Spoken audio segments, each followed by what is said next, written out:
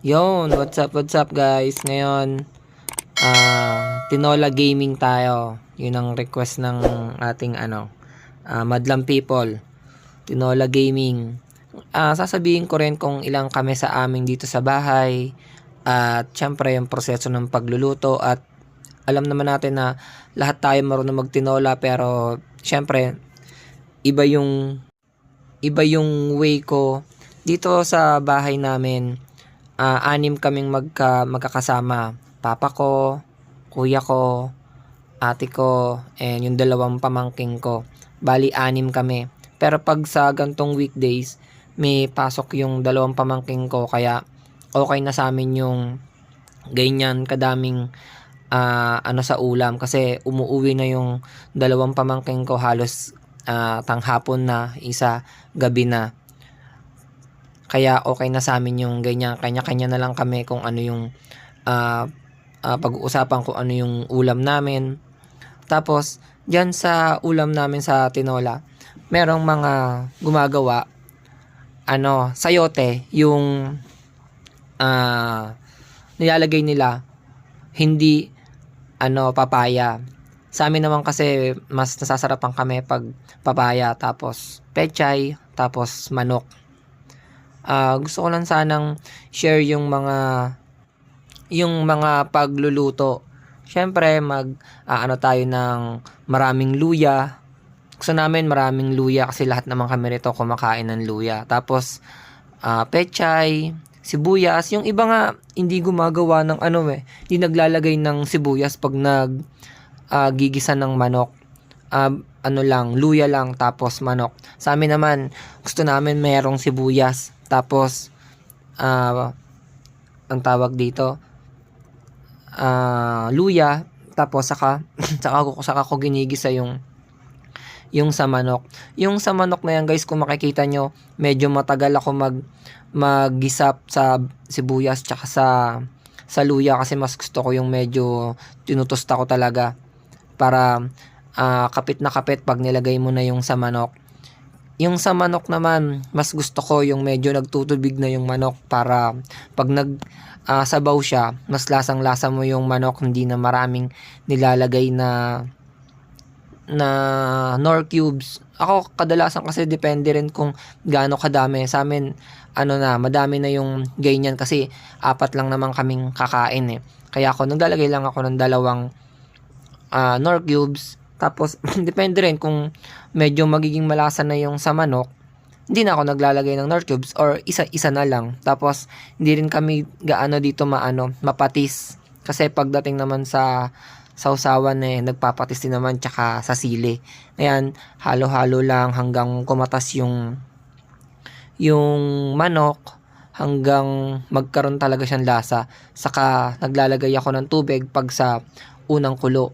Yung iba kasi ang ginagawa napapanood ko paggisa sa manok, sibuyas, bawang, tsaka sa luya. Yung iba nga naglalagay ng bawang Sa amin hindi na kami naglalagay ng bawang kasi parang pag naglagay ka ng bawang, yung lasa niya parang natatalo na yung lasa ng luya pag meron kang bawang. Ako naglalagay lang ako ng sibuyas talaga para magkaroon talaga siya ng mas maanong flavor. Ngayon, ang ginagawa ko naman dyan, naglalagay ako ng tubig na halos pantay lang doon sa kung gaano kadami yung manok. Kasi pag naglasa yung manok, pag nagsobra sa tubig, hindi na ganun ka lasa pagdating sa sabaw.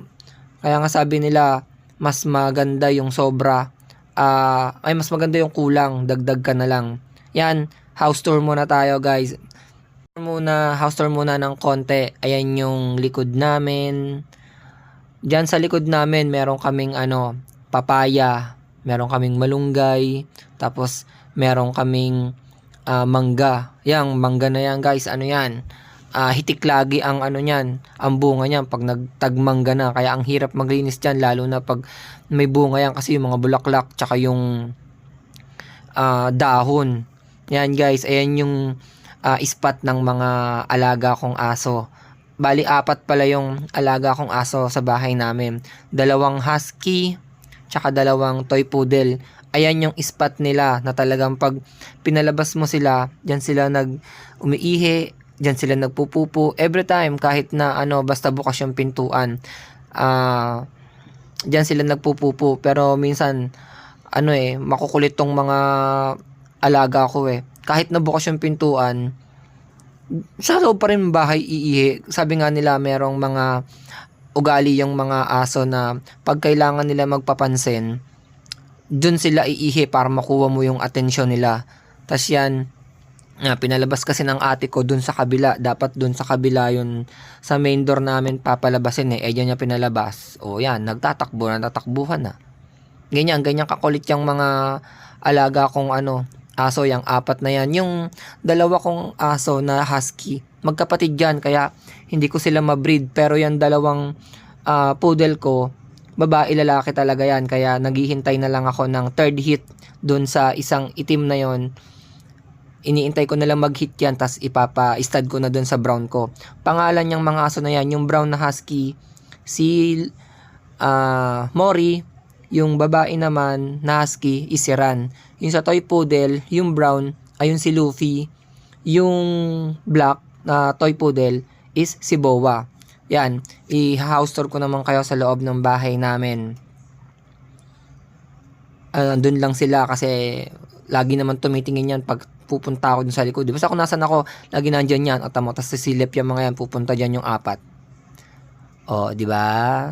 Kung saan ako pupunta, lagi nakasunod dyan. Yan yung aming bahay. Medyo magulo talaga kasi naglilinis yung kapatid ko eh. Meron kasi kaming sa ngayong November 29 kasi first death anniversary ng mama ko. Yan yung kwarto ko. Yan yung apo ko na kasi anak yan ng pamangking ko eh. Yan, kung mapapansin nyo, naka-loop bed ako.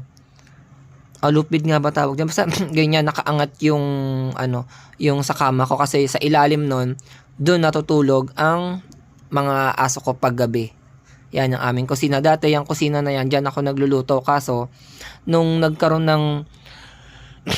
ng sobrang init nung March yata to March, April, tsaka May, sobrang init.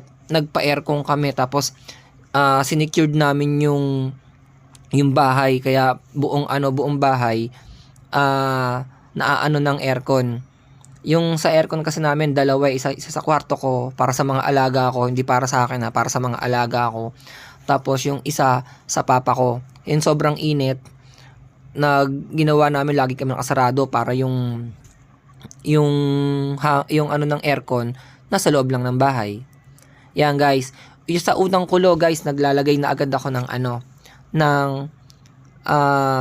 papaya. Kasi ang technique na ginagawa ko, pag kumulo yung sabaw na pinapakuluan ko sa manok, naglalagay na agad ako ng papaya para pag yung sa papaya, kahit medyo konting pakulo lang, siguro mga 3 minutes to 5 minutes, nilalagay ko na yung papaya para pag kumulo yung papaya, nilalagay ko na rin agad yung pechay. Kaya makita nyo, ang daming pechay. Dito kasi sa amin, gusto namin talaga yung gulay eh. Kahit sa nilagang baboy, gusto namin maraming repolyo. Magulay kasi kami rito. Tapos, nilalagay ko na agad yung pechay pag kumulo na sa papaya. Kasi ayaw namin malabo yung manok eh. Lalabo yung tawag. Doon parang ma-overcook. Kaya ginagawa ko, kahit medyo matigas pa yung sa papaya, basta kumulo na, nilalagay ko na yung pechay kasi maluluto naman yung papaya sa pakulo. Tapos, saka ko pinapakuluan ng medyo matagal dun sa pechay kasi alam naman natin na kailangan mapakulo talaga at maluto talaga yung dahon ng pechay. Tapos, konting lagay lang ng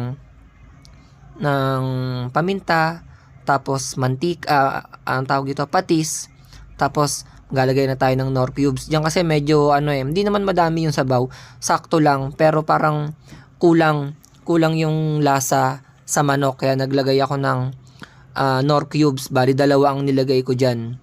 Tapos saka ako naglalagay ng tubig kung kulang pa. Masabaw din kasi kami dito, gusto namin talaga maraming sabaw pag kumakain kami.